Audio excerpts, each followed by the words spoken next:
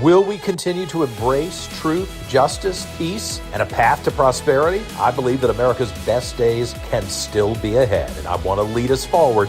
Join me now in the Reid Revolution.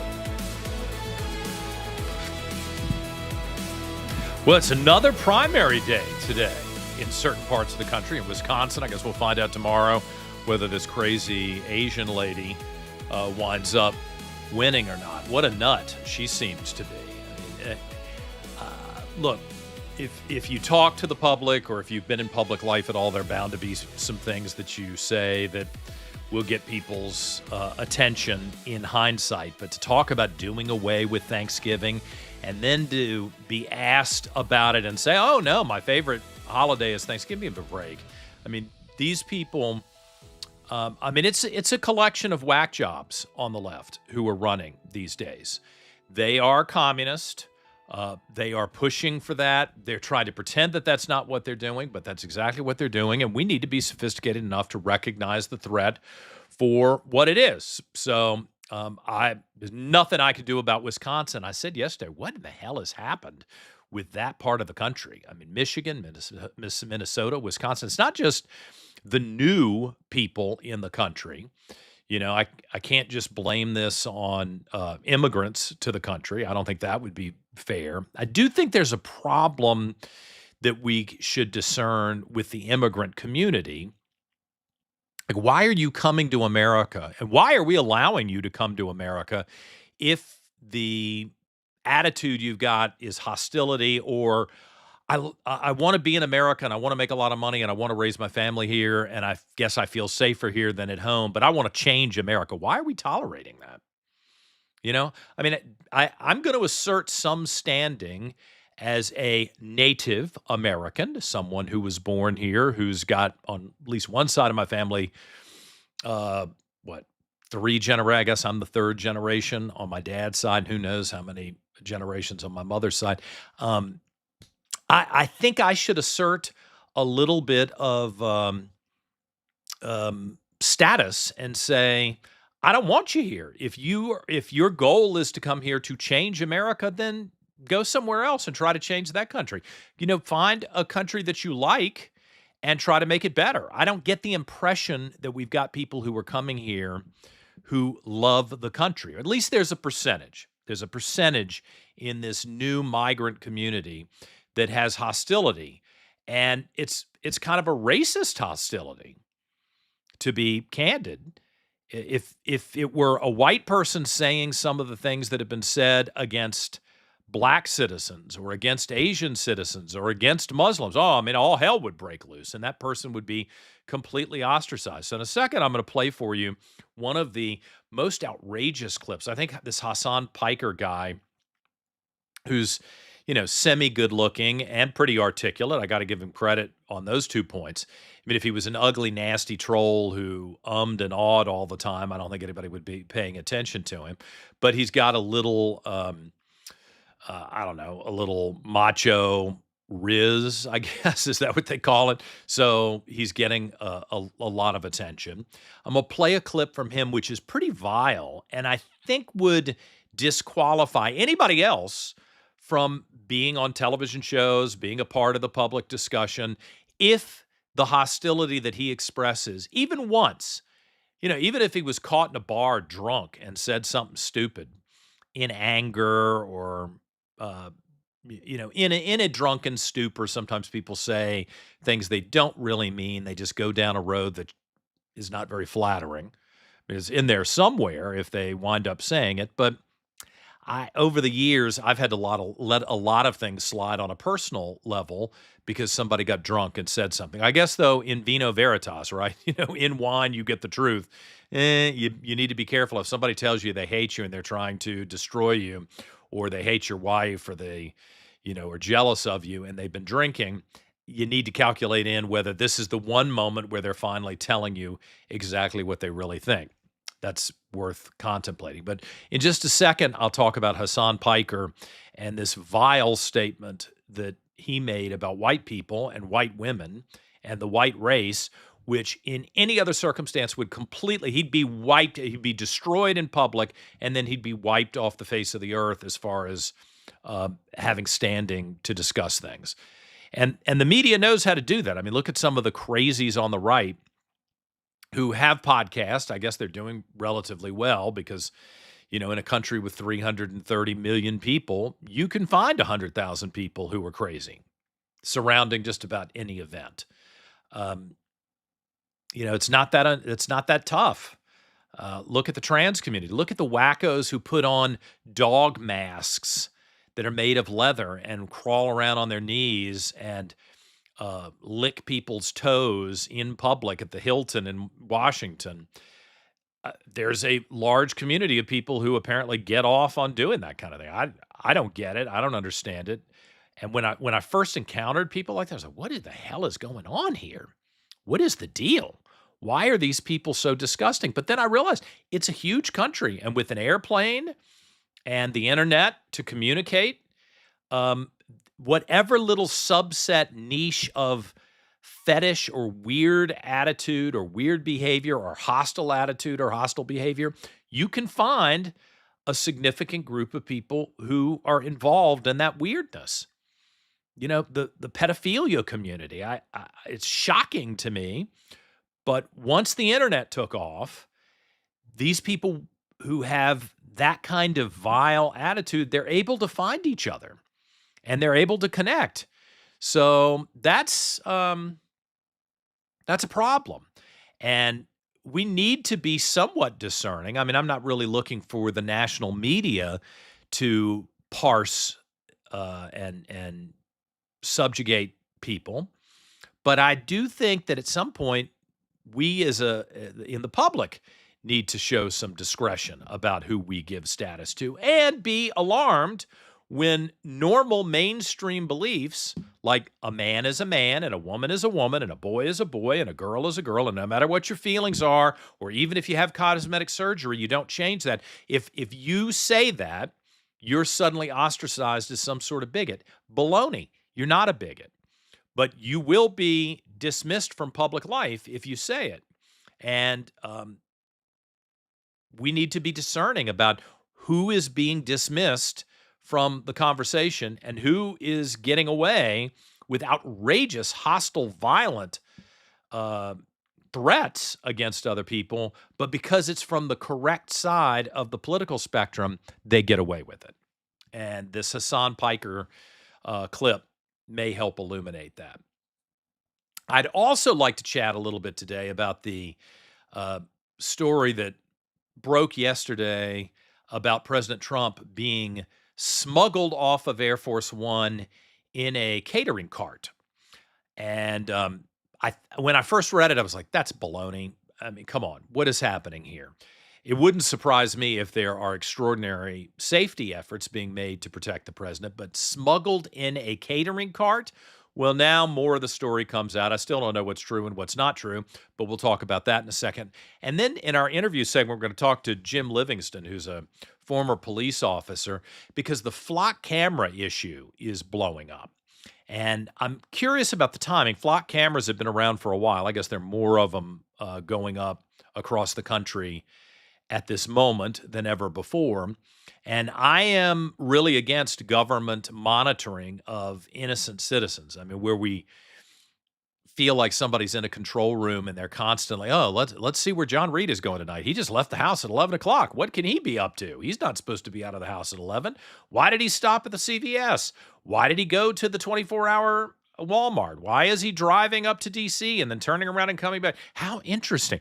I'm not interested in having somebody track me unless I've done something wrong and you can actually charge me with something. I'm not interested in having that kind of surveillance society.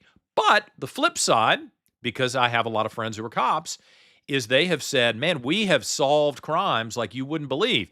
Somebody calls us and says their car was stolen overnight. They went to bed at 11, and then when they got up to go to work at 6, their car was missing. We have found the car within 12 hours because we were able to discern exactly when it left the parking lot, figure out what direction it went, where it went, and then figure out, recover the car and then figure out who took the car because we got video of it. So is there a balance there? Do we have to decide whether we're going to live in a society without cameras and then the criminals, especially when the Democrats won't lock the criminals up? I mean, I guess maybe I'd feel more strongly about it if Democrat prosecutors, like here in Henrico County, which used to be a super safe county, and in the city of Richmond, would find someone who'd committed a crime and then put them in jail for an extended period of time and send the signal that we're not tolerating this. Then maybe I would feel more comfortable about no cameras because, hey, we catch you, we punish you individually, and we send a signal to every other jerk out there who wants to commit a crime. We're not going to tolerate it. But what we've done is we keep re-releasing the same bad guys into society. So inevitably, what happens? They get bolder and bolder. They feel stronger that they get to do whatever they want. To hell with you, to hell with the law, to hell with common decency. They know that it's unlikely they're going to be prosecuted. And if they are prosecuted, the penalty isn't that big a deal. I mean, if you get away with stealing 10 cars and you get caught once every 2-3 years, who cares? Right? If you're not going to spend, I mean, to me, going to jail would be a pretty horrific thing. I would be embarrassed. It would be a stain on my family name. I mean, I would not, that would be a bad thing. I think most people kind of feel like they don't want that to happen. But there's an entire group of people that I have met in my life who going to jail isn't a big deal. DUI, spending a long weekend or a week or two in jail isn't a big deal for them. They come right out. They don't feel any guilt. They don't feel any problem. It was just, one of the things that happened in their life. And those are the people that we got to worry about. And we're not handling them. So how do we balance this, if we balance it, with the flock cameras monitoring everybody? We'll talk to Jim Livingston about that. I've not talked to Jim yet. I kind of gave him an idea just by text what we would be talking about. But my understanding is that he feels strongly the flock cameras actually help preserve law and order in the society.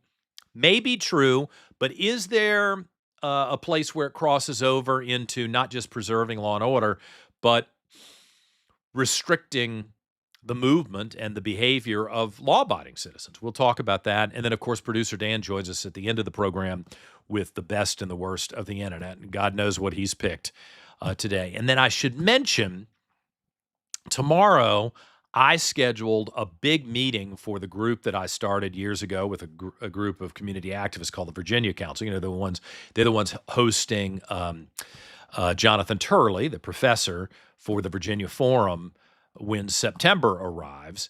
And I don't know what I was thinking. I put together an entire afternoon of conversation about the future of the organization, what we want to accomplish, fundraising efforts. If you want to give a donation, we could certainly use that at the virginiacouncil.org. And what 2027 looks like for this organization.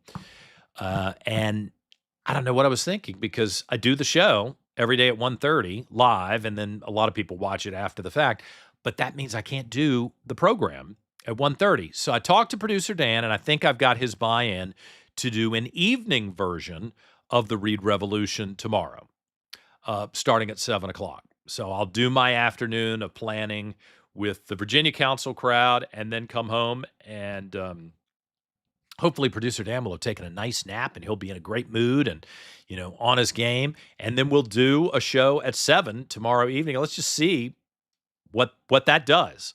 I'm not really interested in doing a live evening program because I value what I do in the afternoons and evenings a lot. I've kind of gotten used to going to dinner and going to a show or going to check on my mom and people in my life. So I'm not really interested in that becoming a regular thing. But let's just see. Tomorrow, Wednesday, a special edition of the Reid Revolution at 7 p.m., probably to 8 or 8:30.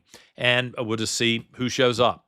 We're experimenting with this a little bit that you'd never be able to do if you worked at a regular television or radio station. But there are no rules in internet broadcasting, so let's see what happens.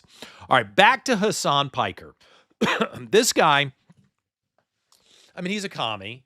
I think he is smart enough. I think he's a smart guy. And as I mentioned, he's a good-looking guy, and I never take that away from people. You're going to find that AOC has gone farther in politics than she would if she was a bar hag. She's a bartender who's good looking, and I'm sure if she wore a tight little skirt and a tight little dress, I mean, I don't mean completely uh, um, subjugate her to uh, her looks, but you're a liar if you don't acknowledge that good looking people get a lot of attention that mediocre, unattractive people don't get. So AOC is just good looking enough. I mean, I know people who hate her politics who have openly mused to me that they would love to have sex with her. Okay. Um, I mean, I get it, I guess, but okay. It is what it is. I mean, the sexuality and the sex drive and the way somebody looks really does determine not just who's going to be a super successful actor or actress, but who's going to rise in business often, who's going to do well in broadcasting, and more we're seeing that that's true about who's going to do well in politics because we're such a visual society. The president's no longer just a standard photo that appears over a story about that person's politics. It's whether somebody wants to listen to what they have to say, whether they believe him, do they have an honest face, do they seem like somebody you want to go have a beer with? That's the new nature of this. And AOC and Hassan Piker and even this Abdul El Sayed. Um, Look, these are attractive people who have really bad ideas that have been discredited over the years, and they're getting a lot of attention. That's kind of outsized for where they are and what they're doing. Hassan Piker has been doing podcasts and broadcasts for a long time, and as somebody who's been on the air and either I don't know how many thousands of hours of broadcast tape of me on television when I was younger and of me doing the show at WRVA. I'm certain there are things that I would probably walk back maybe a little bit. I don't know if there's anything that I've done a 180 on, but there are characterizations that may be a little hot at the moment that in hindsight you'd change. I try to be fair with people and say, I mean, like the Jay Jones thing. When Jay Jones was telling that story about how he would put 2 bullets in the former Speaker of the House, Todd Gilbert's head, and kill his kids, and his wife would have to watch his kids die. At first, I thought, well, God, that's horrific. But I've heard that joke before. Three horrible people in a room, and one of them's less horrible than the others, is like a local person, and the joke is, oh, you'd let Hitler escape or something, and you'd put 2 bullets in the head of the you pick who it is that's local. It's not a funny joke, really, but it's a way of expressing your hostility and animosity towards this person, and it's provocative, but it's not real. It's a joke. Not a funny joke, but a joke that makes a point. So when I first heard that about Jay Jones, hyper-political people are going to always jump, and they're going to try to exploit any mistake you give them to try to help themselves. Fair enough. I get it. I've been around it a long time. You got to be careful what you say, and you have to be, hyper assertive and aggressive because something simple can turn into something big. But as somebody who comments on things, who really does, by and large, want to be fair with people, my initial reaction to the Jay Jones thing was, well, hold on. What's the context? What was the deal? Was this some sort of joke at a roast? Probably not smart to say if you're going to run for statewide office, but still, I wasn't going to jump on him when everybody else was jumping on him. But it turned out to be true, and in context, it was kind of worse than what one might have imagined. And with Hassan Piker, this has emerged from the treasure trove of garbage that he's been shoveling for a long time. And I think it is, again, attempting to be fair, but also be honest about what's happening. I think this reveals the mindset of a lot of the people who are relatively new to the country, whether they're immigrants or not, or first-generation Americans, there is an open hostility towards white people. I don't know if you've experienced it. I don't know what harm it may have done to you. But ask yourself when you hear someone say something about a white person, or they're writing a book, or they're doing a movie like Dear White People, could you do the opposite? Could you write a book talking about the problems in the black community if you're white? Could you crack jokes about that? I mean, at one point you probably could, because I don't think people were as hostile as they are now, and they didn't exploit it for political gain, and there wasn't the internet, so you didn't, there's always somebody who's going to complain about everything. So the internet didn't exist. So the complainers really didn't have a place. They might have gone home with their wife or their husband and said, "Oh God, I can't believe you said that. That really ticks me off." But they wouldn't have been able to make a big deal out of it and find like-minded people who would raise hell about it. So the joke was a joke, and everybody just rolled with it. And then the person either, like Eddie Murphy did well, or Eddie Murphy failed, or I don't know if Steve Martin ever did racial jokes, but it was in the context of a joke. Now, not so much. And I don't think this is a joke.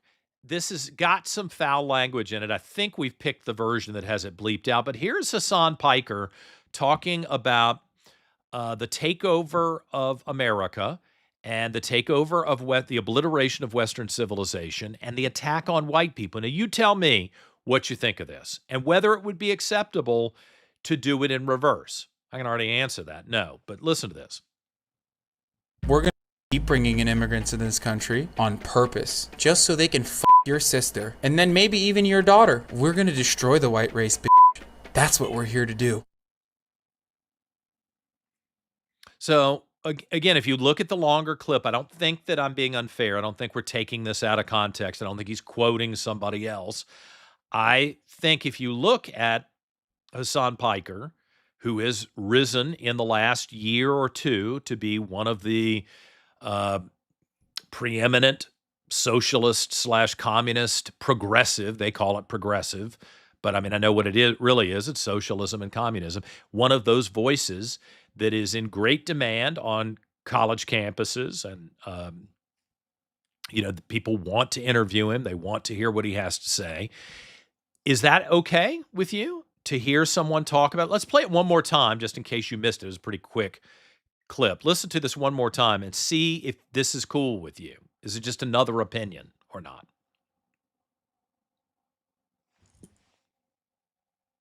We're going to keep bringing in immigrants in this country on purpose, just so they can your sister, and then maybe even your daughter. We're going to destroy the white race, bitch. That's what we're here to do.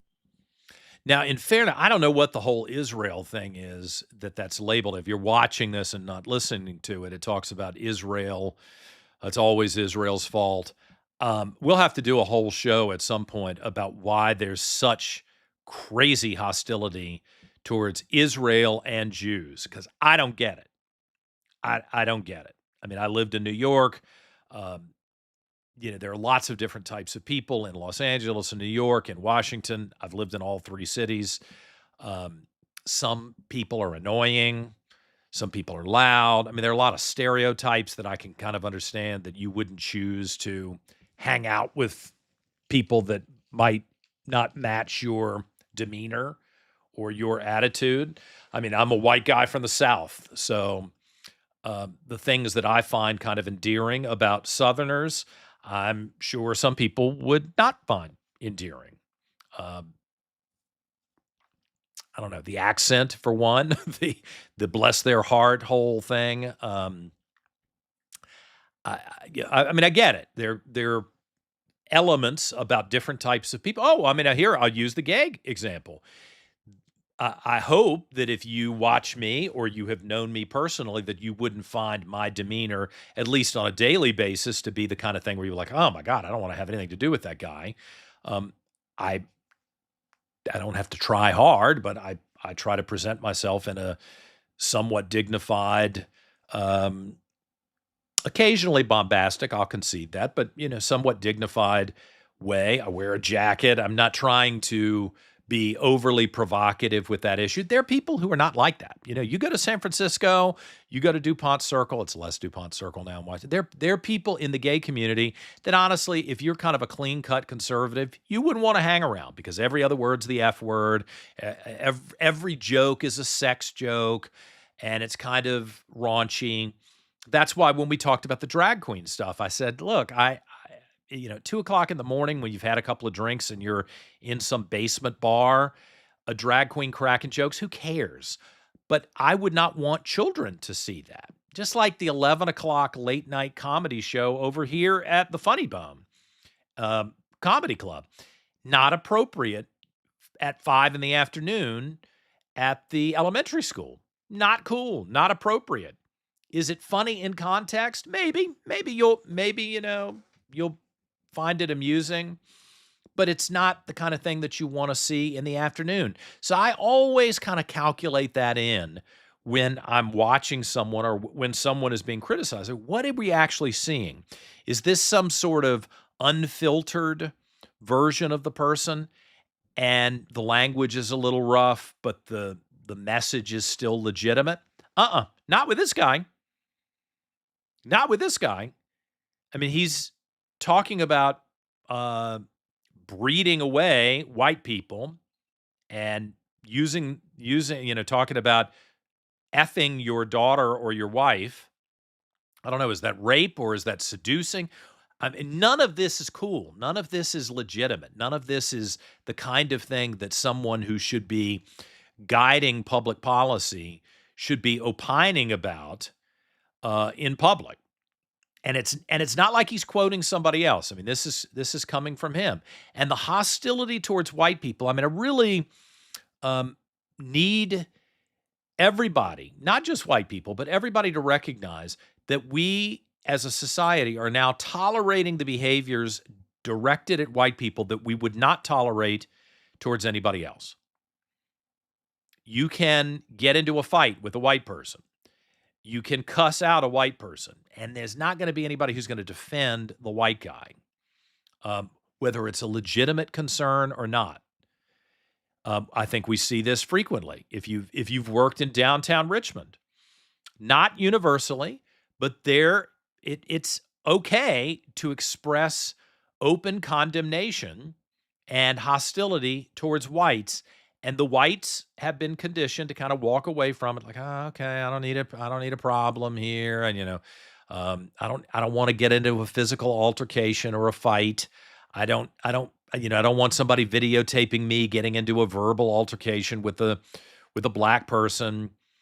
I mean, I don't know how to navigate that except to say, if you watch a videotape and you would not be okay with me saying something, or with a white elected official saying something, but you will tolerate it from a black individual or an immigrant, you should check yourself about what you're tolerating in the society.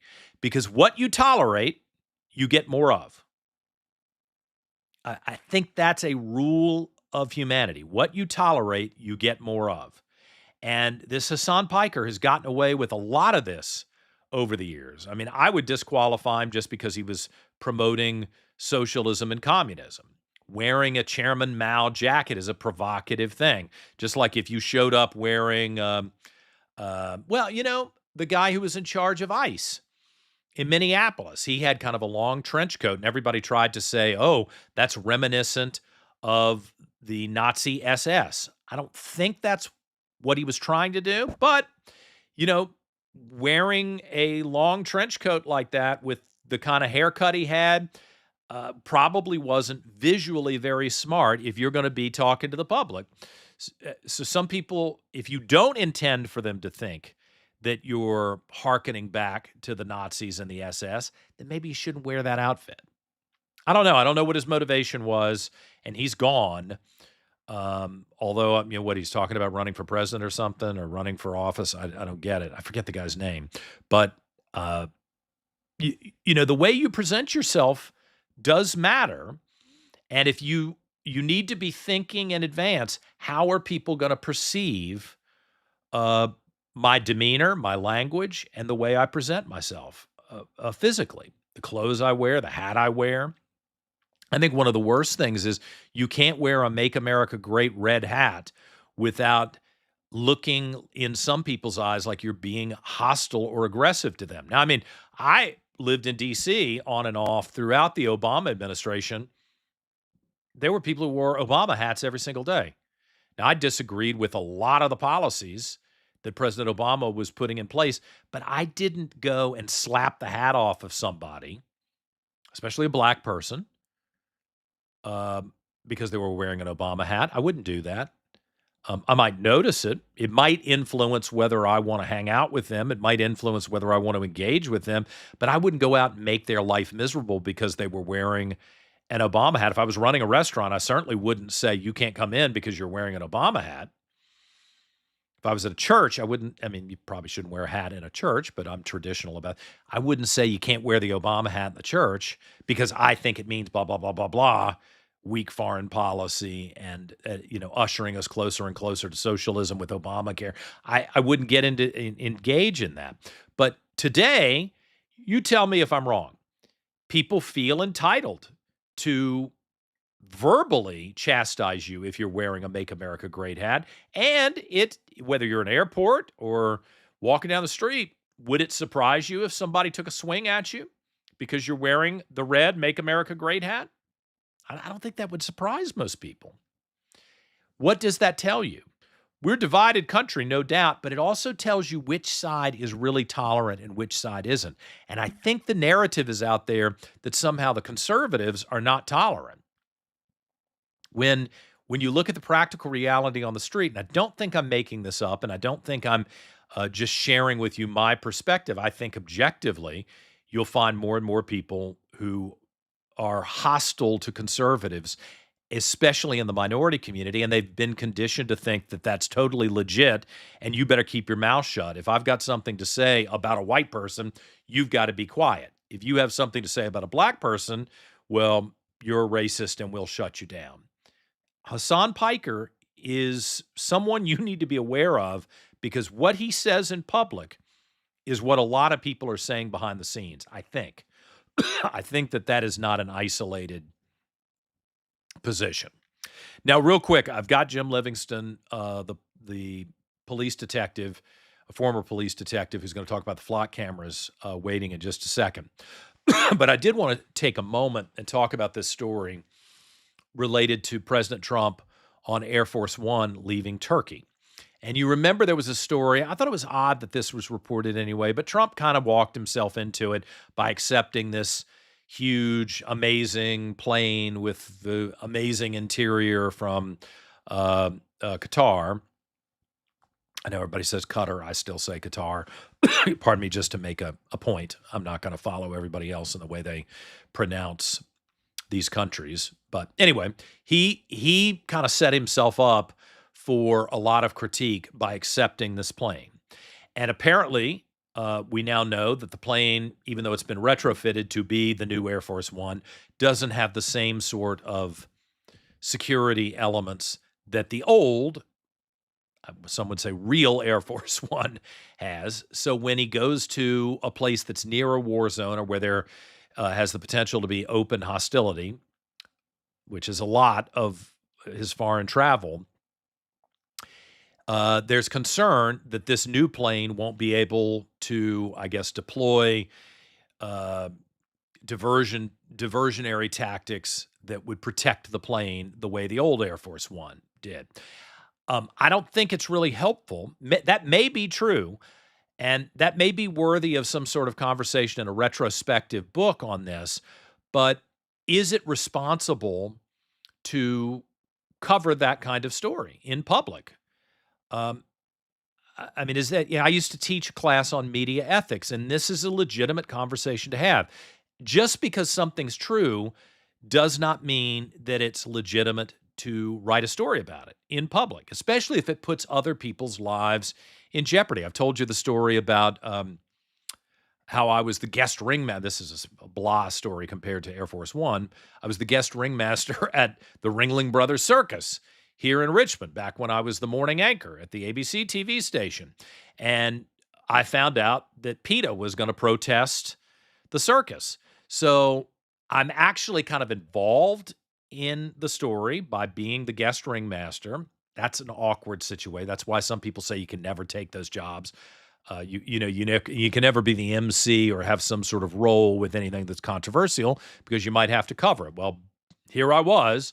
I'm actually a part of the story on some level, and I find out that there's going to be a protest, and you got lions and tigers and trapeze artists. What does protesting at the circus mean? Does that put someone's life in jeopardy? And I had a difficult decision, or at least it was difficult to me, because what's the right thing to do? I'm involved. Should I quit and not be the ringmaster at the circus and just beg out of it and not tell anybody this is happening? Should I go to the circus people and let them know? Is that a betrayal of quote unquote trust of whoever it was that told me that there was going to be the protest? Is that unfair to PETA? These are ethical dilemmas that journalists sometimes find themselves in. I decided that my guiding principle was, am I going to keep secret something from someone that by keeping it secret could put people's lives in jeopardy? And my decision was I would tell the circus, hey, I'm not going to go into the details, but I hear there's going to be a protest here. PETA's going to be running out onto the floor. That's what I've heard. Do with it what you will. I'm sure there are people who think that that is not the right decision, but I made the decision because I didn't want to see anybody hurt, whether it was a PETA person or whether it was the animals or whether it was a performer or security person. It just seemed like that was the right decision to make. I still think that was the right. I mean, it's been 20-some years, probably 30 years since I was in that situation. I think that was the right decision to make. So a journalist finds out about this plane situation, and it's the president of the United States. Are you trying to get him killed? There are terrorists trying to kill the man. Are you trying to get the president killed by reporting that story? I mean, I think you have to contemplate that. And you are now revealing something in public that everybody doesn't know. Is your job to do that? Is your job to reveal security limitations or vulnerabilities, especially when you know the enemy of the United States, where you live, where you are presumably a citizen, where they want to take advantage of that to murder the president and, honestly, your colleagues who are going to be on that plane? Well, last night, the story expands to say that the president was secretly removed from Air Force One. He walked on and waved to everybody and then walked to the other door. And the way the story was originally written, he was stuffed. I don't think they used the word stuff, but he was ferreted off of the plane inside a catering cart. So what does that make you think? Like when Britney Spears appears in the center of the stage at an arena and you realize, oh, she was actually brought in hiding in a cart with black carpet over it, so you didn't even notice that she was going by you. I mean, come on. I doubt that was the situation. I'm very doubtful of that kind of thing. What they may have done, assuming this story is true, is walked him onto the plane, walked him to the other side, and then had him removed from the plane to go to another plane in the catering unit that normally pulls up to the plane. Is it wise? Is it ethical to reveal that kind of thing in public, knowing that there are enemies who want to kill somebody? I mean, I think there are lots of secrets in Washington where it is debatable whether you should go out and publicly announce them. Some people are trying to keep secrets to cover up their own malfeasance. Some people are trying to keep secrets because they've stolen money. Some people are trying to keep secrets because they're hypocrites. They're out there really pounding the pavement and talking about an issue that they supposedly care about, and then you find out behind the scenes they're a total hypocrite. Those are secrets that I think deserve scrutiny and should be revealed. But when people's lives are on the line, whether you hate Donald Trump or you hate Barack Obama, love Donald Trump, love Barack Obama, Joe Biden, whoever it is it your job to talk about something and reveal something that the public wouldn't know, knowing that there are people who are going to exploit it, not just for political reasons, that's one thing, but to actually murder someone? And I think the press that is going forward with this story should check themselves on that. I would choose not to run the story. I mean, I guess I'm talking about it today because it's such a big deal. There's no point not discussing it at this stage. Once the New York Times and the Washington Post go with it, everybody else is going to carry it. But my point is, no matter how you feel about them, like, I'm not a big fan of Abigail Spanberger, certainly not a fan of Ghazala Hashmi. I would not reveal something that would put them in physical danger. I mean, I'll reveal something that would cause them to lose an election. Oh, hell yeah, I'd do that. But I'm not going to do something that would put them in danger, even though I don't like them. So what is happening where there are people who are in public who are making these types of decisions? I really think that this warrants some public conversation and some scrutiny within the media community about what the parameters are these days. Because now that option to remove the president from Air Force One, and don't act like the press is in danger. You're in danger. If you're appearing on stage with a candidate, you're in danger. If you are covering a big event where the president's public, presumably you understand no one's going to save you if the shots start ringing out. You're going to be on your own. I remember working for Ronald Reagan, and it was made very clear to me on the first time I went out with him, your goal is to get back to the car on your own. No one's trying to help you. No one's shielding you. You drop down to the ground and try to get to the car on your own. We're not hanging around for you. The car is going to go. So if you're not in the car, you're on your own, right? I mean, that's just the reality. And I would think the press would be sophisticated enough to understand that. They're all worried, oh my God, you made us a sitting duck. You're a sitting duck by covering the president of the United States. You're a sitting duck if you're a war correspondent. Some people, like Israel, probably wouldn't murder you if you were a legitimate journalist, but other people would. They'd take you hostage. So this warrants further conversation, and I hope the press will take it seriously. All right. I've run a little long here. Jim, thank you for holding on. Jim Livingston, former police officers, with us. We'll talk about the flock cameras. Is there a way to balance the desire to solve crime that these cameras apparently give unique perspective on? And is a tool to solve crime without infringing on the rights of individuals? Or is it just, hey, you got to decide which world you want to live in? We'll talk about that when we return on this Tuesday edition of the Reid Revolution.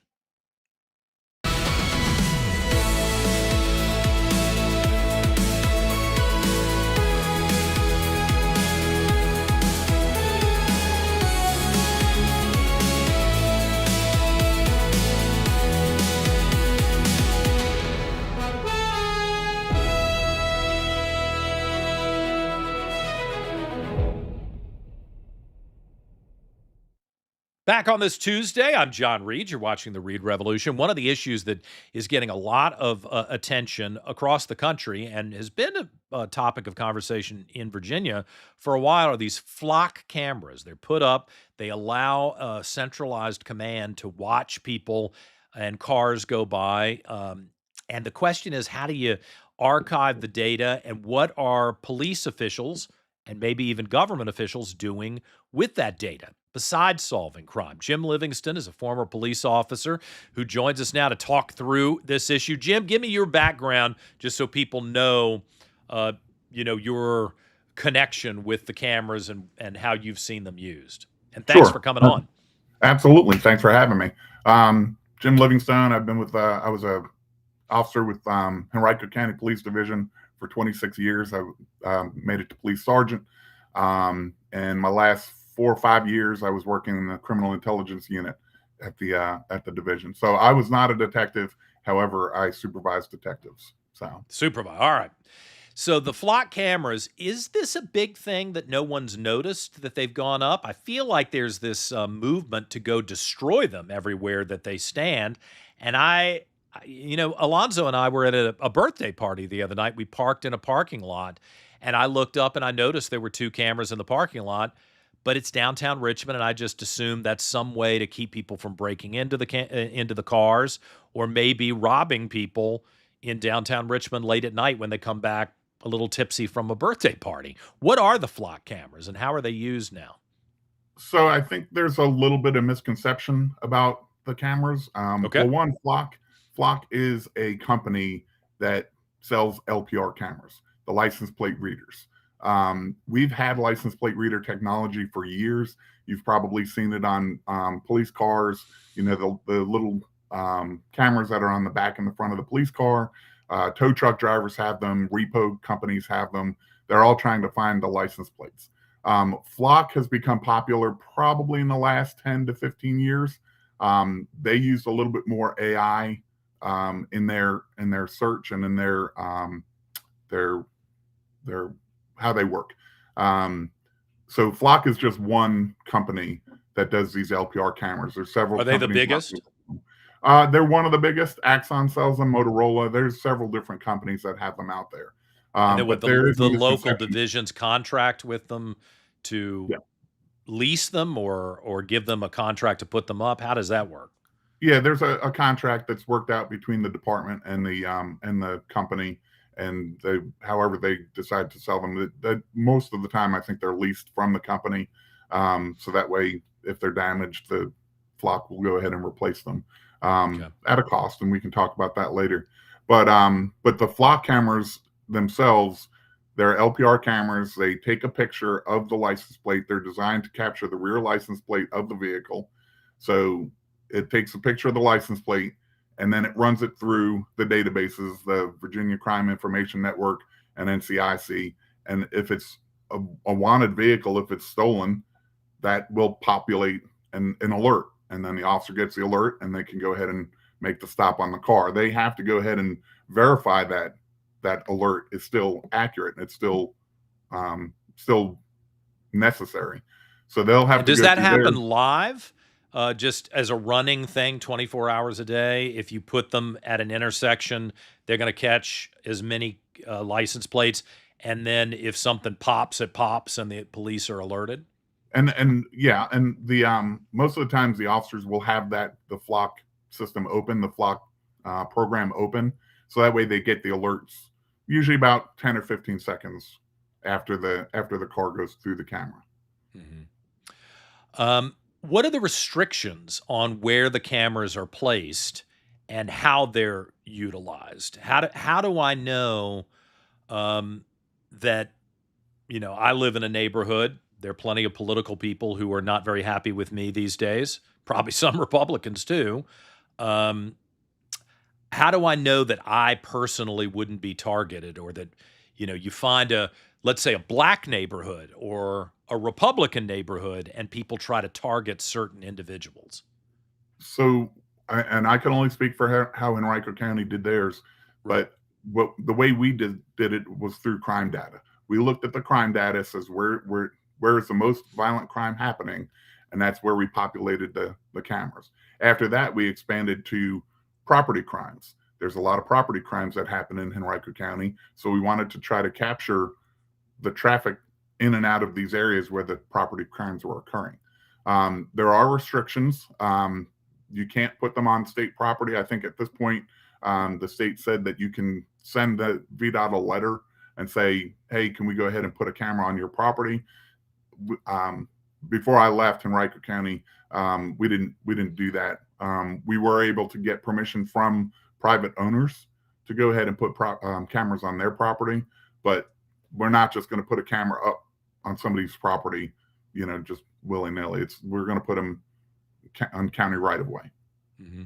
And the data that's collected, this 10,000 screenshots in a day, hypothetically, say on Broad Street in Richmond, where a lot of people commute back and forth to work, and there are a lot of neighborhoods adjoining the street.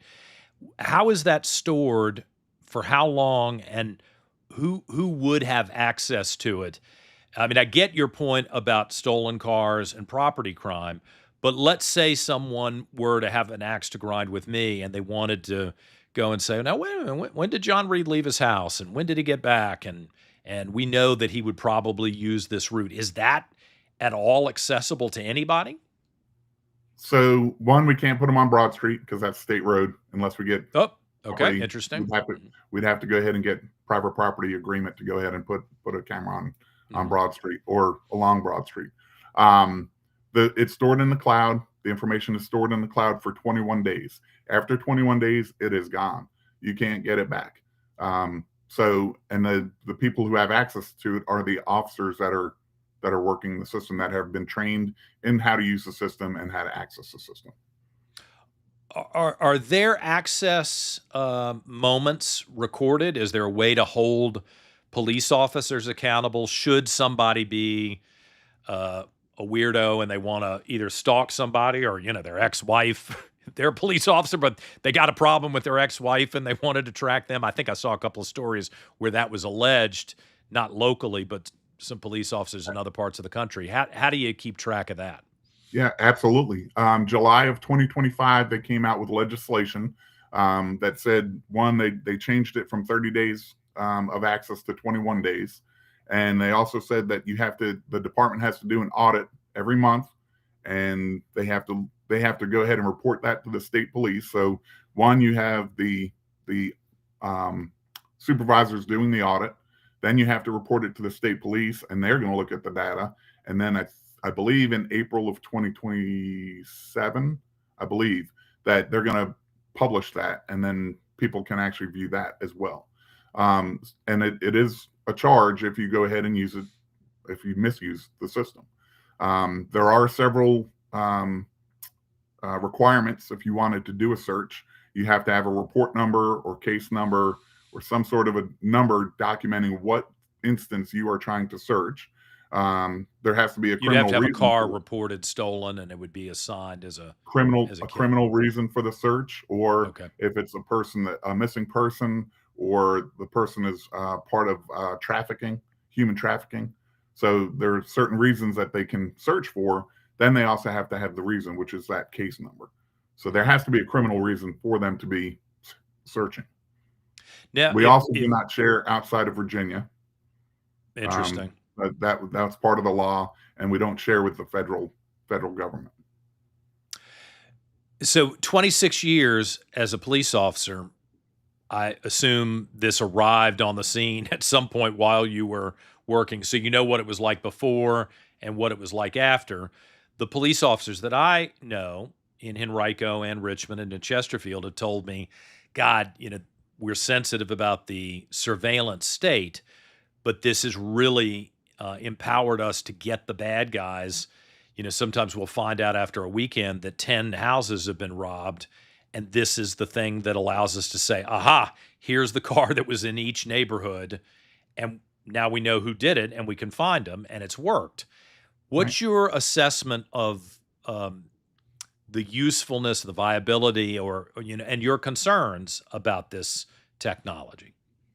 In my opinion, it's probably one of the best pieces of technology that we've had in the last 26 years. It is a force multiplier. As you know, the officers are not banging down the doors to get into the academy. So it's hard to keep people. It's hard to get people in the doors. And here we have this tool that can go ahead and make our job so much easier. There was one of our first incidents. We had a homicide in Henrico, and using the surveillance video from the store, they were able to go ahead and capture an image. And then on the vehicle, there was a special sticker on the back of it. Well, the flock cameras that we were using has the ability to go ahead and see a rear sticker. So we had the type of vehicle, the sticker that was on it. I don't think we could see the plate, but within hours, they were able to identify that vehicle. And that could have taken days, weeks, months. It might have even gone unsolved if we didn't have the cameras, the LPR cameras. Yeah. Is there an argument to be made for just using, like I have cameras at my house. If something were to happen at my house, presumably there would be a videotape of it. Just saying, hey, we don't like the idea of government running this, and no offense to police officers, but We assume you're on our side, but maybe at some point you won't be. So we probably shouldn't empower you with this tool, but let's utilize private tools. How would that work, or would you think that just diminishes the ability to solve these crimes? It's not effective based on what you've seen over the years. I'm not really sure about the question, but I'd say with private cameras, we can certainly ask for the data from the private cameras. We've done that before as well. Ring cameras, Blink, all the different doorbell cameras, or even private security cameras. We can ask everybody for their camera footage.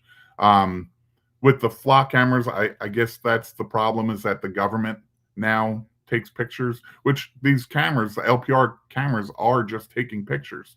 You know, they've had, how many times have they had the traffic cameras?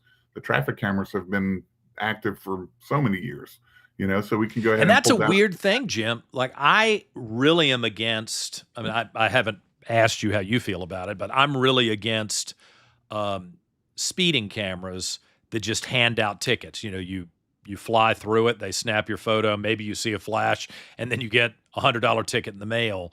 I don't like that. I'm against it. I don't like that, because then you as the citizen have to go beg or explain yourself, and I just think that personal interaction is important between the cop. If it's near a school, you all spend 2 or 3 days staked out, and let's try to change people's behavior rather than having a computer do it after the fact. I took that position a long time ago, and this just seems different to me, although I can imagine how it could be abused. Was this up in 2020? Remember when there was the push from Governor Northam and other elected officials to say you can't go to the beach and you can't have a certain number of people in an enclosed space, and these offices and businesses have to stay closed? Was this stuff around in 2020? And candidly, was it used by anybody at that point? I don't know if the flock cameras, I know we didn't get flock cameras until about 2022 or 2023.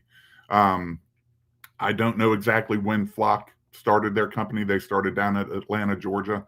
Naturally, the other LPR cameras that we have been, they were roving. We've had those out there. So I don't know if they were around in 2020. They definitely weren't in Henrico in 2020. As for the speed cameras, I'm going to take the side against you. Okay. But you know, the speed cameras are not just sending it out willy-nilly as well. They turn around and they have to be verified by an officer before so they're looking at that license plate, they're verifying that the plate was there, verifying that it was in fact a speeding violation, and then sending it out. So there is some human interaction in there, so it's not just sent out Right. like that. And I get you. I'll believe me, when I know where they are, I'm slowing down. You're slowing down. That's the ultimate. Yeah. That's what they want to do. They want to slow people down. I mean, they've Yeah, had them I'm up just in worried Baltimore. I about. slow down in Baltimore. I'm just worried about the revenue incentive about where they're placed, and what. There's already a couple of places that in my lifetime of living in the same area in Richmond, I'm thinking, now why do you stake this corner out? It drops from 65 to 45, or it used to be 45 miles an hour, now it's 35 miles an hour. What's the deal there? And I'm enough of a conspiracy theorist where I think, is this a revenue generation idea or not? And I don't like that. I also want to be sensitive about people who I don't think are up to any ill will or committing crime, but just don't want to have data that shows that they're available anywhere, that shows that they left the house at 11 o'clock and they got back at 2 a.m, and somebody can reference that. In your experience, you think that this is relatively secure from abuse? I believe it is. I mean, with the audits that have to go on each month, and then reporting to the state police, and then it's going to eventually be reported to the public. So I think, can any system be abused? Absolutely. But I believe that they've put enough legislation in place to go ahead and ensure that they're doing the best that they can. Yeah. How does it compare to like the Iron Ring, I think is what they call it in London? And that's freaked me out for 20 or 30 years that they've been so proud of the fact that you can't walk anywhere in London without being on camera. And I don't know why that bothers me. Again, I've been to London a lot of times. I don't think, I mean, maybe I've had a couple of drinks too many, but I don't think I've ever done anything wrong or anything that I'd be embarrassed for someone to see.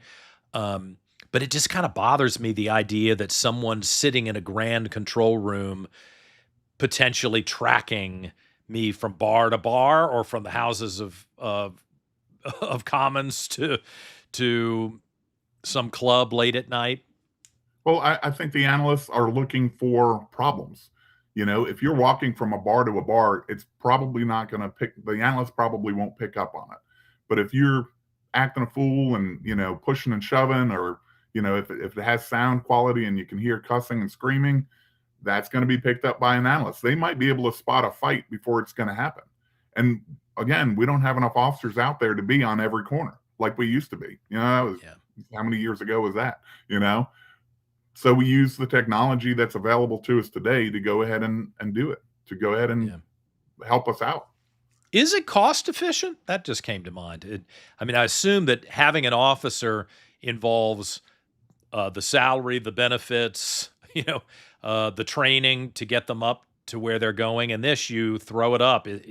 Is it cost effective? I believe so. I believe having a couple of cameras in the right areas can basically save the cost of an officer. And I'm not saying get rid of officers. Don't get me wrong on that. You know, we need more officers out there. But to have cameras that can help the officers, where analysts are behind the cameras and telling the officers where to go or what's going on in that situation as they respond in, I think is very effective. Well, it sure is an interesting conversation. And as somebody who's a privacy advocate, and I mean, honestly, I am worried about government overreach on just about every level. But then I can, you know, if I were living in a neighborhood right now, Western Henrico is relatively safe, but I don't think it's as safe as it was when I was a teenager living in this neighborhood. And my car has been robbed here in my neighborhood in the last four years. I mean, I went out to go to the radio station early in the morning, and the doors were open, and everything was on the, on the street because somebody had broken in and robbed it. You gotta factor in what's the best way to help the cops solve those crimes to try to prevent everything from spiraling out of control. When you don't have many police officers, what do you do? I think it's a real dilemma for people. So we try to use the technology available to help. You know, if we had the technology at the time that your car was broken into, we might have been able to, I don't know if it was solved, if they were able to find out who did it, but we might have been able to do it and do it very quickly. You know, people, they talk about the government having access to it. I'll just tell you a quick story. I was out camping this weekend, and we have a golf cart and we're getting ready to sell it. Well, my cousin turned around, and now she's getting on her Facebook feed all of these ads for golf cart sales. So the phone and Facebook are listening, you know, but we're agreeing to all the policies that they have. And, you know, you go into a CVS or a Walgreens and you use your little card, they know where you've been. They're selling your data. The police aren't selling your data, you know, but these private companies that have access to your phones and all of these different rewards programs, they're selling your data. So, I mean, the voluntary nature of it, plus, you know, presume Facebook can put you in Facebook jail, but they can't put you in real jail. But I get your point. It's a legitimate point to bring up. Jim, thank you so much. I was looking for someone who had actually worked with these cameras and saw the real results as a police officer, you know, rather than just have a representative of the company or, you know, someone who would certainly be advocating from a financial perspective. And I appreciate you being willing to come on and share what you saw as a police officer. 26 years, a long time. It's helped. Thank you. It's helped solve some major crimes, stolen vehicles, thousands, you know, I mean, maybe not just in Henrico, of course, but, you know, and it helps us solve the crimes quicker. And I think at the end of the day, when you're a victim of a crime and we can come back or the police department can come back and say, hey, we just found your vehicle and we were able to catch the people that did it. I think that's worth its weight in gold right there. Yeah. Well, a lot of these stories that are out there now aren't covering that side of it. So I'm appreciative, and I think we do have to make some serious decisions here going forward. Jim Livingston, former police officer in Henrico County in Virginia. I hope I'll see you again soon. Thank you, Jim. Thanks, John. Okay. When we come back, I have no doubt that producer Dan will want to talk about this topic because it's funny to me. I get along so well with producer Dan, but sometimes I'm a little surprised by his hot take on things. So we'll see what producer Dan has to say, plus the best and the worst of the internet on this Tuesday edition of the Reid Revolution.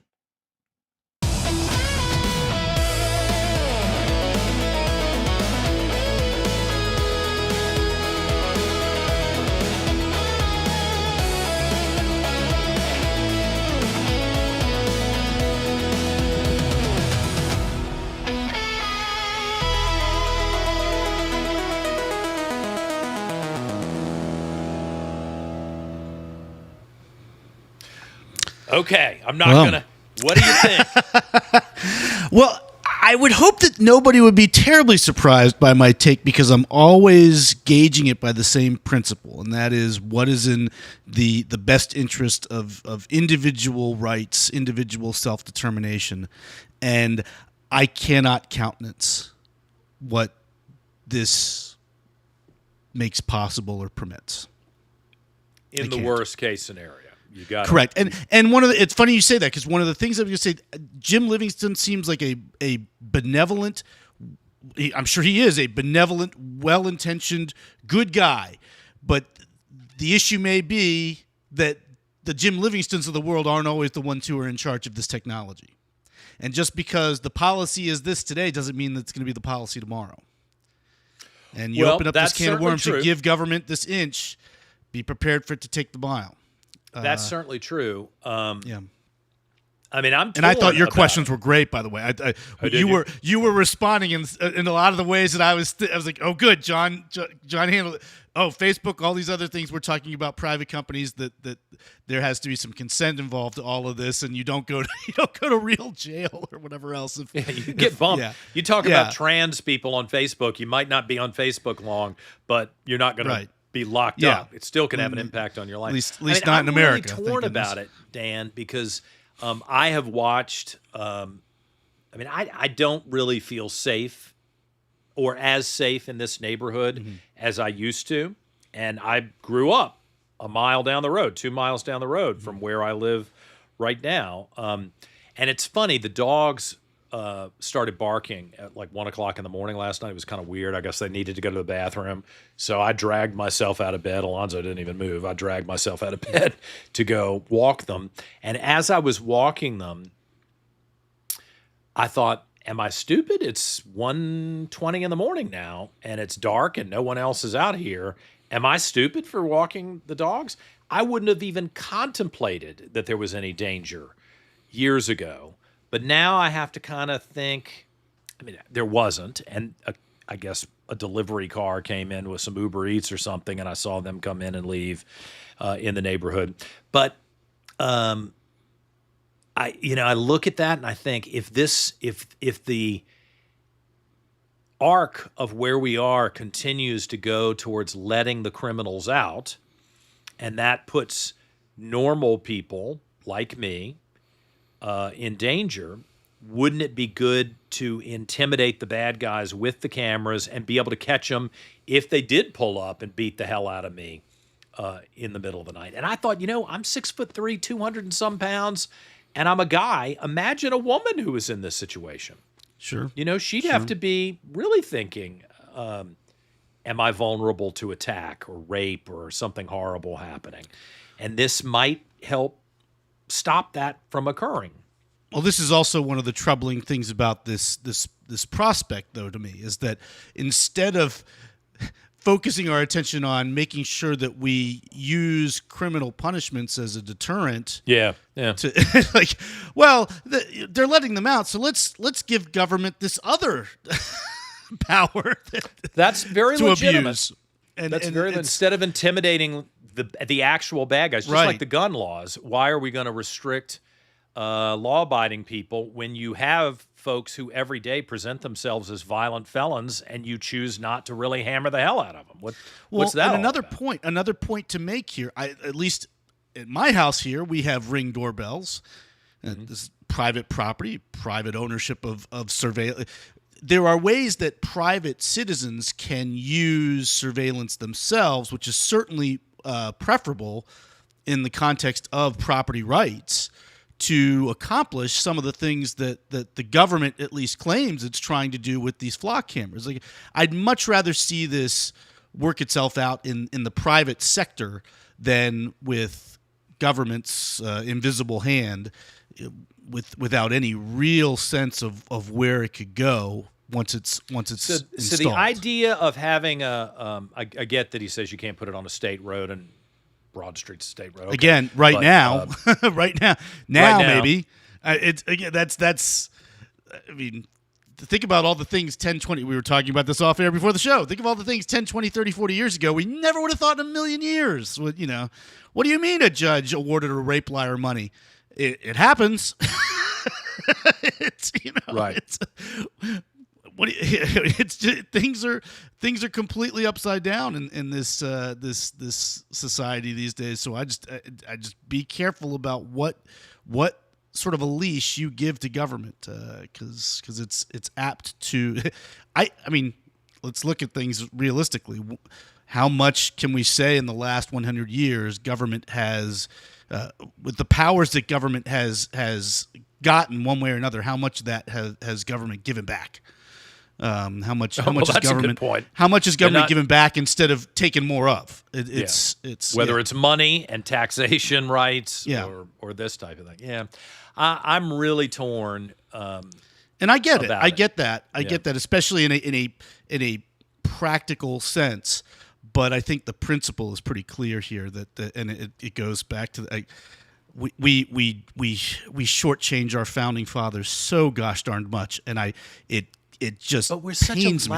it's such a lousy group of people. I mean, I just don't think I mean, I really do. I would love to live in a society where I could leave the front door unlocked. I could leave I grew up Yeah. in Western Yeah. Henrico where very rare you Yeah. could leave the screen Yes. door unlocked, and the kids could come and go, and the dog could push their way out the door and sit Sure. on the porch and look at everybody. And I'm not saying Yeah. it was crime free, because it wasn't, but it wasn't like today where the high trust society just doesn't exist anymore. Yeah. When And I went to don't know St. if- Christopher's, you could leave your backpack, you could leave your cleats, you could leave your science stuff out on the table outside the building all weekend long. And if it was moved, the only reason someone on that campus moved it was because the rain came and they wanted to make sure that it didn't get rained on. St. I don't know Christopher's- that exists anywhere anymore. St. Christopher, one of my nephews, actually a child of a cousin, but I'm Uncle Dan to all the kids in the family, is at St. Christopher's now, I think in 7th grade. But I didn't know that. I should ask him this, but they still have a pretty solid honor code, though, right?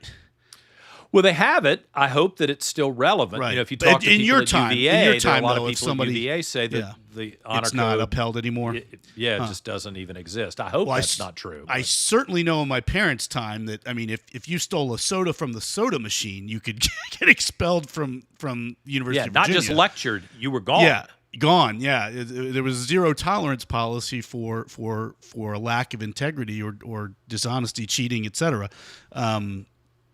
And that again, to my point, I think part of the problem is we're not doing a good enough job of sending the message that if you do take advantage of the liberty that you have in this society, if you use the liberty you have as a weapon against one of your neighbors, we're gonna hammer you. Well, now they don't even want to do that. Freedom is inherently now dangerous. Now we're about to Yeah. vote, and this sends. I'm the only person talking about it. Apparently, I mean, apparently everybody else is scared of this issue. They'll talk about abortion. They'll talk about gay marriage. I am obsessed with the idea that you could murder or rape someone at the age of 28. I mean, like kill somebody. The person somebody. committing the crime. Yeah, and then you go to jail. Maybe you're there 10 years. Maybe you're there 20 years. I'm sure it's not happy. It's not a nice. I mean, it's punishment. It's punishment. Then whatever, you get out because the judge lets you out early, or you get parole. And I don't know. I mean, if child molestation, murder, rape, I'm kind of hardcore on those things. But then they want to let these people vote again. So there's no punishment. This whole society is so soft and weak, even on the worst crime. Yeah. And I don't think there is a worse crime than the false accusation of rape. And we were talking about a while back, Crystal Mangum, the Duke lacrosse false accuser, who, I mean, nothing happened to her directly as a result of trying to destroy 4 men's lives. I mean, who knows what would have happened to them if they had not gotten exonerated. But then she ends up in prison for I think 20 years. It's not because she lied about being raped. It's because she killed her boyfriend after the fact. Wait, this is somebody who lied about being raped by 4 people, then kills her boyfriend, and the sentence she gets is 20 years, which in state prison anywhere that's cut that in half. So it's like they treated the fact that and then when she gets out, if it was in Virginia, she would immediately have her voting rights. I mean, she wouldn't even have to go before a board or the governor or the governor's representative and say, "Look, I've really turned my life around. I didn't get into trouble in prison. I'm a good person now. I recognize." She wouldn't have to say any of that. You just automatically give felons their right to vote back. And I am all about second chances with parameters.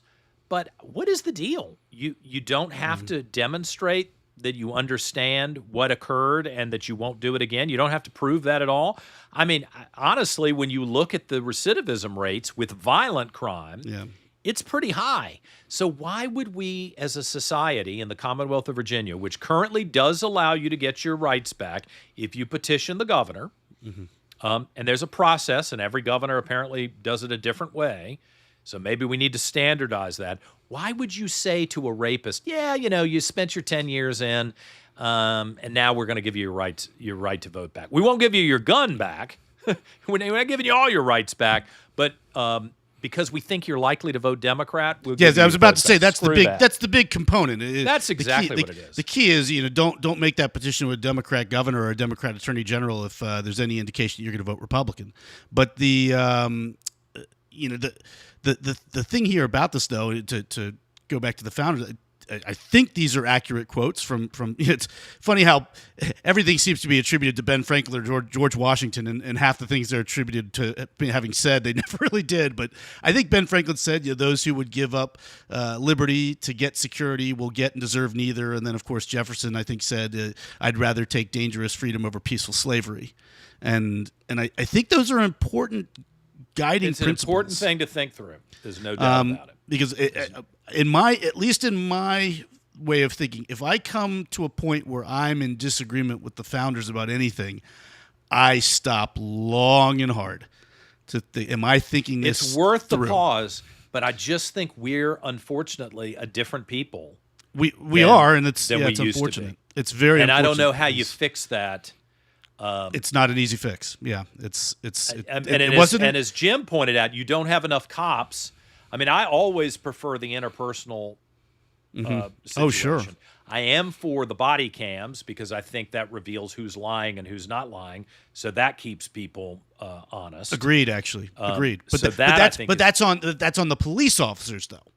That's it's not right. It's really a monitor on them, not so much. That's the point is for it to be an accountability factor for the government as opposed to monitor or surveillance of the citizenry or the populace.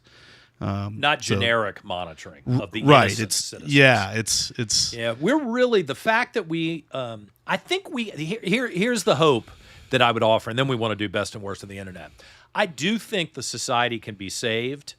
But you're going to have to be really harsh with the people who refuse to behave in a civilized manner. And for some reason, You know, it doesn't have to be like you obey my Bible. You know, here's what the Bible says, and we're going to rewrite all the laws to mirror Leviticus. I mean, I'm not suggesting that, you know, that your moral compass is my moral compass, but there are certainly enough basic rules of civility, decency, and lawfulness that we could implement and harshly enforce that I think it would send a message. When you know what? When Jay Jones goes 116 miles an hour down the highway, he doesn't get off with community service for his own campaign. Right? Or the same thing for the chief of police in the city of Richmond, who reckless drives about 40 miles an hour over the speed limit, among other things that he does that's illegal. Hold people accountable. I would love to. Everybody else, yeah. I would love to. But yeah, it's we didn't get here overnight. This has been a long process of miseducation, of government indoctrination at the hands of government. There is such passivity in this society. You could go into a house across the street from my house and murder a family of 6 people, and you wouldn't get the death penalty. I mean, pre-planned, like, I hate them, I'm going to kill. Maybe they're Jews, maybe they're Muslims, maybe they're Christians, maybe they're white, maybe they're black. You could plan and execute that whole family. And in the Commonwealth of Virginia, we don't have the moral fortitude to say, you have crossed every line. We're not going to pay for you to sit in a prison. We're going to execute you. And it could be 100% verified true, DNA, cameras, everything. We know you did it. There's no question you did it. And we don't have the moral fortitude to get rid of that person. I think in that situation, which is an extreme, it reveals when you can't handle the extremes, then what hope do I have of you handling the more nuanced situations? You've just lost all the ability to discipline the society. And I think that's what we're living through here. Is a problem. Yeah. All right. Well, let's not beat it. Let's not beat it to death. What do you got for best and worst of the internet? Since we're running. Let me take a look at my bag of tricks here. I sent you some great. You did, yeah. And I have last night. So I had this. This is, I guess, the latest Iran Lego propaganda video. Stinky Don. And again, this is what they're doing the whole time that we're trying to negotiate with them or whatever else. I mean, the Iranians and their allies. It's just ridiculous. Really effective with this propaganda. Take a look at this. This is awful. Stinky Donnie, back in your diaper, shit yourself again. Whole room gagging, little man stinking, bad boy, you need that spanking. Who's the boss? It ain't the vote. Who's the boss? Follow the note. 8-pack, 50 states to Tel Aviv, no cash, no quote. BB never paid a dime, he just squeezed the throat. United slaves of the Holy Land, merge the forces like Bibi planned. Now your general salute a foreign command, and the Senate says relax, it's fine, it's planned. Fine. No war ever fought for your own gate.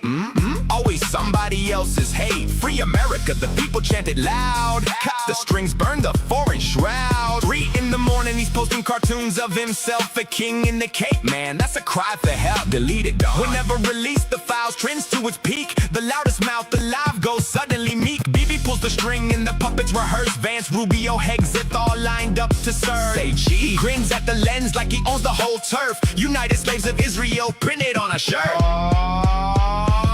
Stinky Donnie, back in your diaper, shit yourself again. Wow, whole room gagging, little man man stinking bad.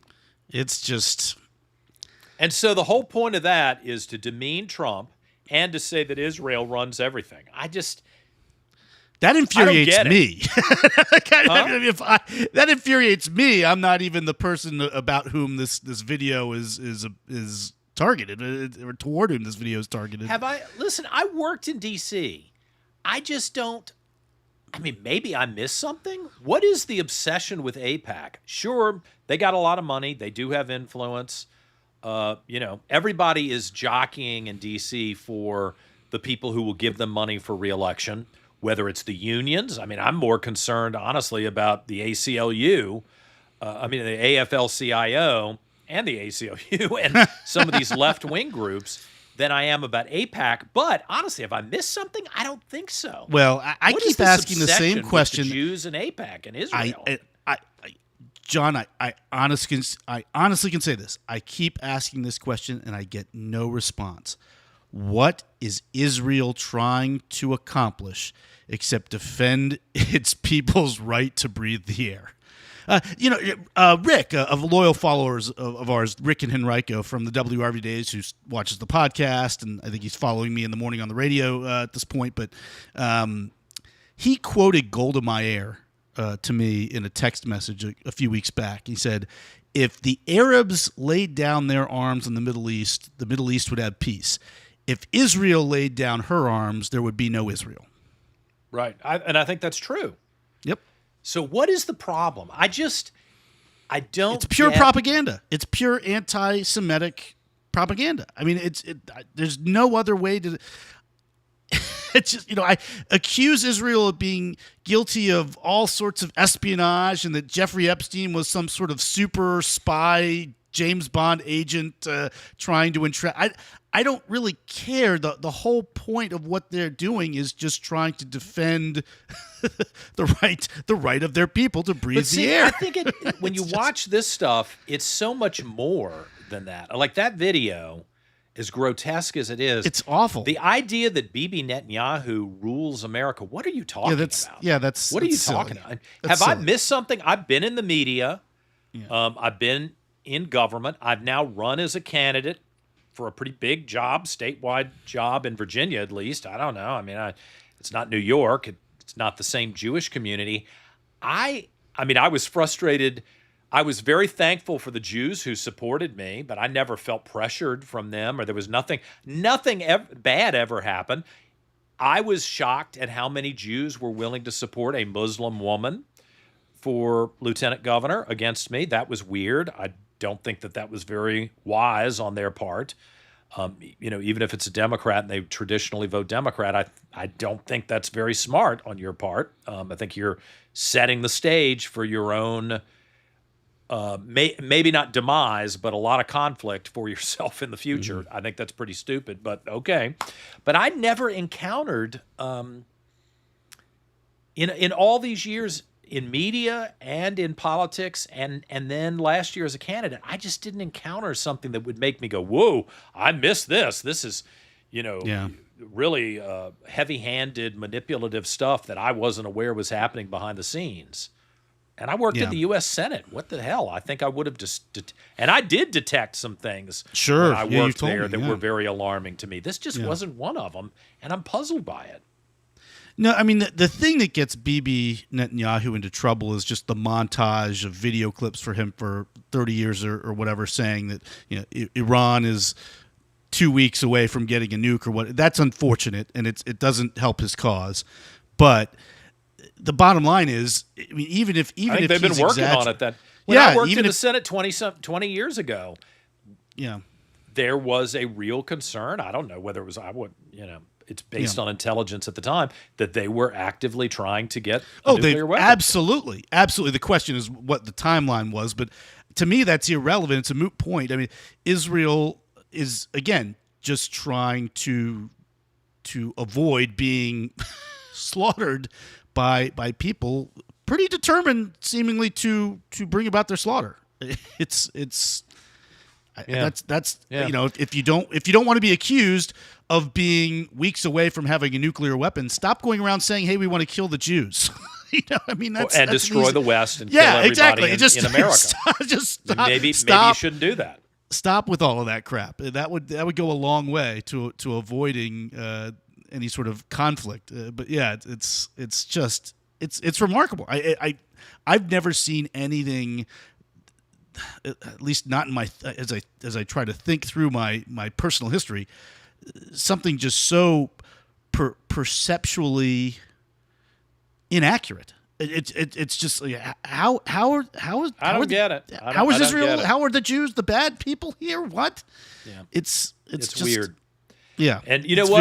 I invite somebody to send me, don't send me a 10-page letter, but if you've got some pushback on that, I'm happy to discuss it. thereidrevolution@gmail.com. I just don't know what you're talking about. Like, that video seems like pure propaganda, anti-Semitism. I just don't get it. All right, what else you got? And on that Yeah. note, do we have any Jewish videos like that of the Muslim world? I don't think so. So it's like that's another bad sign. It's like this is one-sided, folks. The Jews don't need to do it. No, the Hamas Palestinian crowds in the street on a regular basis in America saying they want to kill us. You know, I mean, no. Oh no. I mean, the Jews don't need to do it. That's what I'm saying. The Jews aren't making these kind of videos about. They don't need to Iran because or they're anything. doing it themselves. You know, Yeah, well, that's if they wanted to try to make the pro-Palestinian side look worse than they do on their own, I don't know how they would do it. I mean, I am fair. so repulsed and turned off by the anti-American sentiment that's expressed in America by people who, quite frankly, I'm second guessing whether we should even be engaging with you. Like, my answer I think to we're that. on the verge of reaching a place where the second you start talking about destroying America in the West, you need to be stripped of your citizenship and be out of here. Yeah, no, and I mean, especially if you're not a native born, if you're a paper American, you're someone who got your citizenship by taking a test and filling out forms.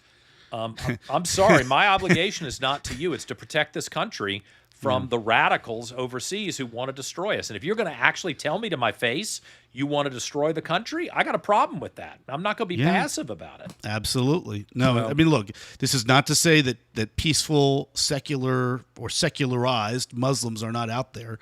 I think I have a roommate who's one of them, to be quite candid, but it's the fundamentalist strain of this religion is very dangerous.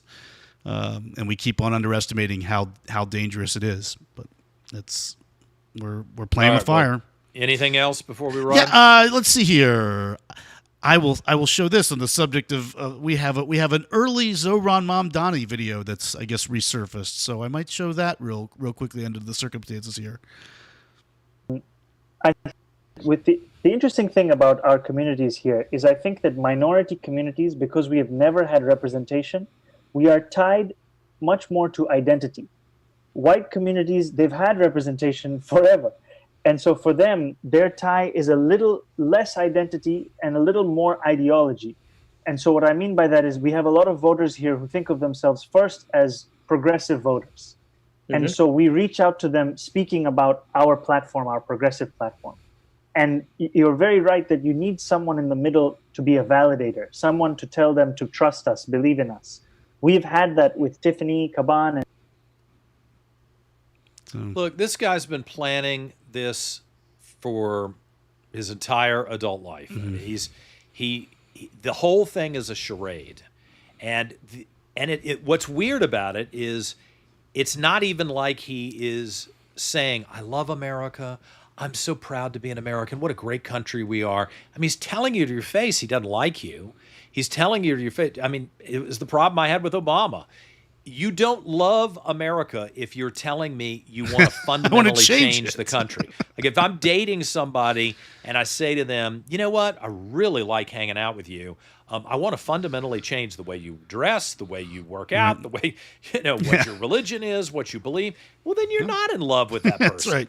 No, it's insane. And it's worse when you're hanging out with people who openly express hostility. Yeah. No desire to assimilate, openly express, we're here to, like Hassan Piker, when he says we're here to rape your wife and your children and beat down, or whatever word he used, the white race. You know what? I take you seriously when you say that, and I'm not okay with it.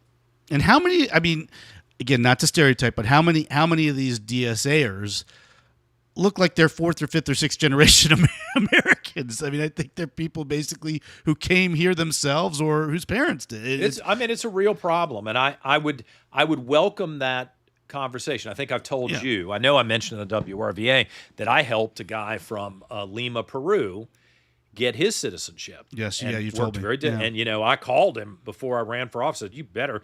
I know you vote Democrat, but you better damn well vote for me for lieutenant governor if Right. I helped you become a citizen." I think he Right. voted for me for lieutenant governor. So I'm not going to impugn the immigrant community. And when I campaigned, I met a lot of great people who were so thankful to be in America. Absolutely. And I'm not questioning Absolutely. their patriotism, but there's something going on here where we have, and I'm going to go out on a limb and say I think it's a growing number of new immigrants from foreign places where there's a built-in hostility, skepticism minimally, and hostility about America. Then why in the hell are you here? Yeah. Well, I mentioned my house. A few years ago, I had a roommate who moved in, and almost as soon as he moved in, just started changing things all over the house. I was like, wait, why is this? Why'd you move that? Or why is this there? Why'd you put that up in the kitchen? It's like, oh, well, I just thought it needed. It was like, hey, you moved in here. Right. I didn't move into your place. You moved into my place. Right. Before you start banging stuff up on the wall or whatever, I think you need to ask about doing It's that. interesting, right? It's an interesting mindset. And it That's was a great example. I told my parents. It sort of dawned on me right in that moment. Now I know why Donald Trump is so popular with a certain segment of the population. It's like, hey, look, you're welcome to come here, but just remember, you came to you came here. We didn't come to your place. Assimilate to where you came. It's a Don't expect capitalist us to change. society with a lot of Christians and a significant number of Jews. And if you hate Christians and you hate Jews, or if you hate white people, this isn't the place for you. The place for you. This isn't the place for you. You want to go to Nairobi and Yeah. try to make Nairobi a fantastic black-centric society? I don't have any problem with that. I've been to Nairobi. There are a lot of very talented people. Maybe you can galvanize that talent and that successful group of very wealthy and educated people there and make it into an amazing country. But don't come here and dump on whites and act like I have to accept that. I'm not going to. Yeah. Or Christians or anybody else. I'm just not going to do it.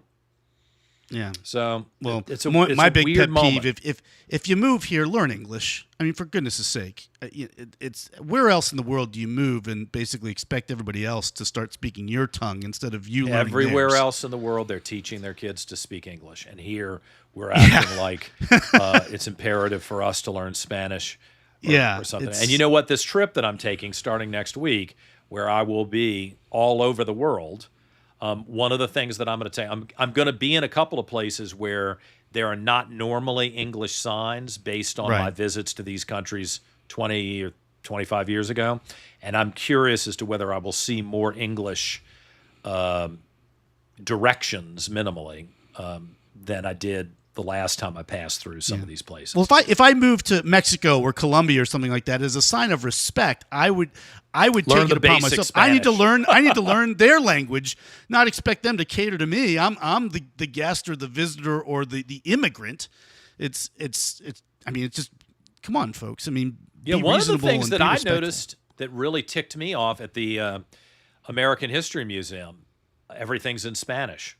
The entrance signs are in Spanish. I'm like, well, I mean, I don't have anything against you if you're from Central or South America, if you speak Spanish. I'm not hostile to you, but there's something really like, this is an English-speaking nation primarily, and I'm not interested in seeing that change to dual. And there are a couple of reasons why. It's not my bigotry or hostility. It's because countries that have dual languages that are competing have conflict.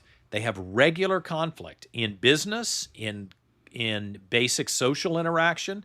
It's not wise to have two competing languages. It inevitably causes problems between people. Absolutely. And I'm trying to think. There are a couple of other places I've gone where I've thought, am I still in the United States? What the hell is going on here? I like what Robert says. Yoda was 950 years old and very wise, and yet he still couldn't speak a straight line of English. And on that note, it's probably Speak a good well, time he for could us to not, wrap no. things. Yeah. Okay. That's what he gets for staying in the Dagobah system all the time.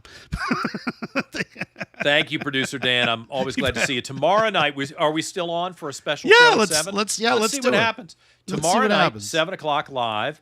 Don't know who the guest will be. We'll figure that out as we get closer, but I've got meetings tomorrow afternoon, so I kind of messed up. So we'll try a show at 7 o'clock tomorrow night live here on Facebook, on X, on Twitter, on Rumble, and on YouTube. Make sure you tune in. You can shoot me a note at thereidrevolution@gmail.com. Sure would appreciate a thumbs up, a follow, and a good review to beat back the crazy leftists who are attacking us on a regular basis.